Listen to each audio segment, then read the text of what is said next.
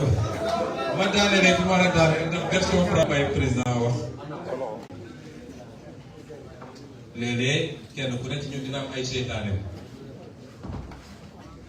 muy sa xalaat muy ay nit yu ñëw di wax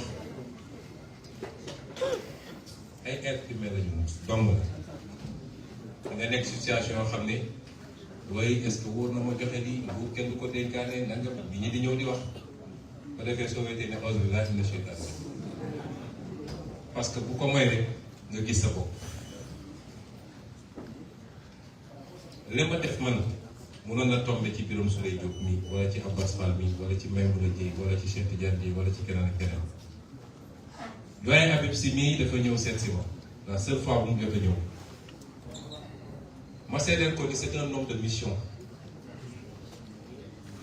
à son âge c'est un homme de mission parce que dafa ma seeti ñu waxtaan ma ne ko bu dee yàlla nattuñu natt te boobu ba léegi saa su ma bëggee dara ci moom su ma ko nee léegi moom mag foofu mun na nekk sama baay waaye lu ma ko wax mu defee ko noonu c'est un homme de mission ma seedeel ko aussi noonee laa koy seedelee docteur Cheikh Tidiane Dièye bi nga xam ne candidat la moom it démb rek maa ngi koy seetaan ci temps d'antenne gannaaw bu ma seetaanee baay bi ak tagal bi voilà dafa mu dem dañ ngeen di fay jiital son premier temps d'antenne dafa régler problème mu temps d'antenne u Diomaye Faye nii kon di leen félicité bu baax ci loolu waaye di wax ni mënoon na tombe ci kenn ku ne ay da booj nii mënoon na nekk candidat grâce su ko neexoon mu jëli fiche keneen ak keneen mais tombé na ci Diomaye dama ko tànn nag wax naa leen ko ci vidéo dama koy tànn yàgg na te xam naa ne tax ma tànn ma gëm ni Sonko mooy Diomaye du waxantu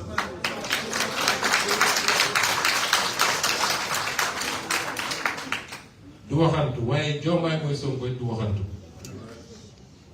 bi ñu mujjee waxtaan avant dernière fois bi parce que démb it ñoo ne woon ba ndogoonoo ci la colonel bi ñëw nañu da ngeen di génn ma ne ko saa yi dama defari sa bagage te nga defar sa sikkim dina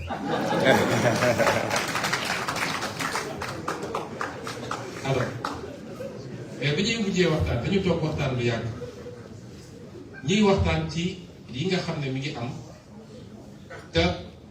nit ñi yaakaar ni mun na andi féewaloo suñu diggante mu wax ma lu am solo mu ne wallaahi pour sooroon dox sama diggante ak yow ma arrêté parce que damaa yëkkati doom tuddee ko le jour maag moom ak Birame Souleye sama kër boobu affaire yi tar na métti na ma ne ñii dinaa bu ñu jëlee affaire bi damay dama tegal ci suuf président loolu kenn du ko fi def fii amul chasse à la sorcière amul fayantu amul et cetera keroog ma ne leen andi leen ma Diomaye mu ñëw ñu waxtaan 4 heures de temps ma koy gunge ba ci buntu bi ma ne xaaral ma seetluwaat ma ne ko Diomaye ñii il faut lii dafa yomb quoi ñii il faut ñu def nii mu ne ma mukk ci àdduna président mukk ci àdduna bu ñu def erreur yi ñu def ñu.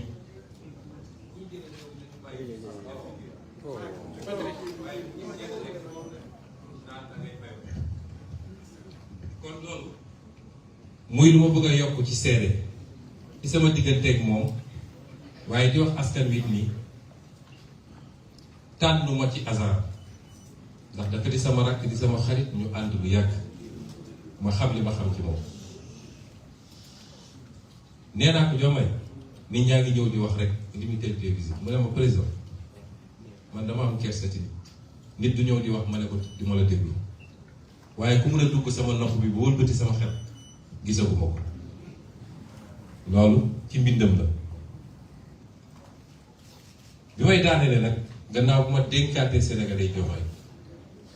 Diomaye jëmmam amul solo sama bos amul solo donte dañ naan élection présidentielle waaye projet la ñu wax ak Sénégalais am na ay aspects ci suñu programme boo xam ne nit ñaa ngi ci bëgg a profité wax ji bëri moom dina ci leeral waaye dina doog a daaneel ba ca njëkk mooy nee naa ko président Diomaye mbirum vice président heureusement bi ñu nee sax lu ñu war a fal la donc pour élection bi dugal nañ ko ci xalaat bi di ko xalaat waaye ñaari choix la ñu am boo gisee xalaat yooyu am mooy hyper présidentialisme bi am ba pare lépp nekk ci loxo benn nit moo tax ki jiite réew mi fi mu ne nii sonn na boobu sonn yow ñu ne kon ci biir pouvoir exécutif bi ci boppam war nañu mën a rééquilibrer les pouvoirs les attributions te loolu mën nañ ko am sans poste premier ministre sans poste vice-président ndax boo jëlee réew mu mel ni France ba 2007 modèle bi dañu amoon à partir de 2007 dañu def seen réforme mais c'est le gouvernement qui détermine et conduit la politique de la nation alors que nous dañu resté ci c'est le déterminant du gouvernement qui coordonne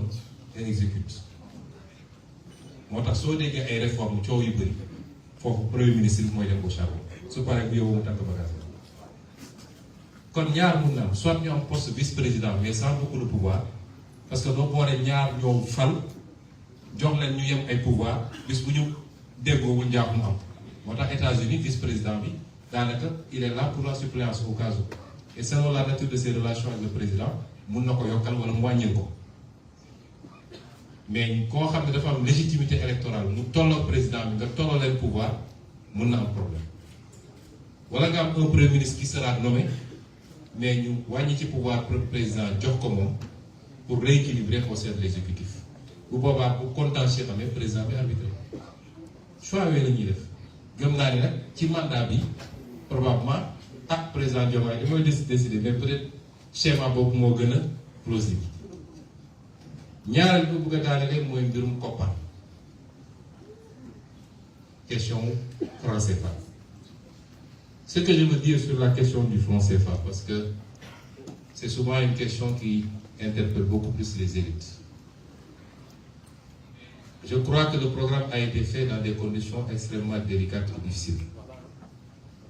Nous n'avons pas eu, nous, la possibilité d'y travailler sérieusement,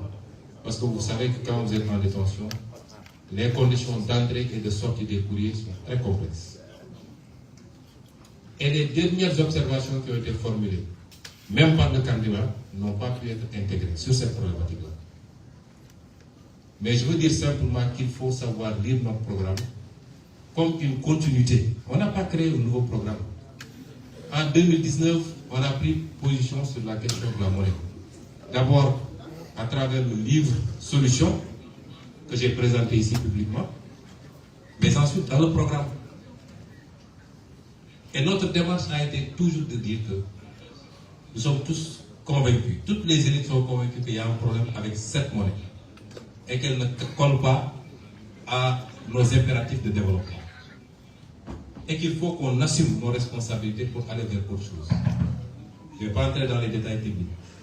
Nous avons toujours dit dans la démarche prudentielle que nous le ferons dans le cadre d'abord des ensembles sous-régionaux.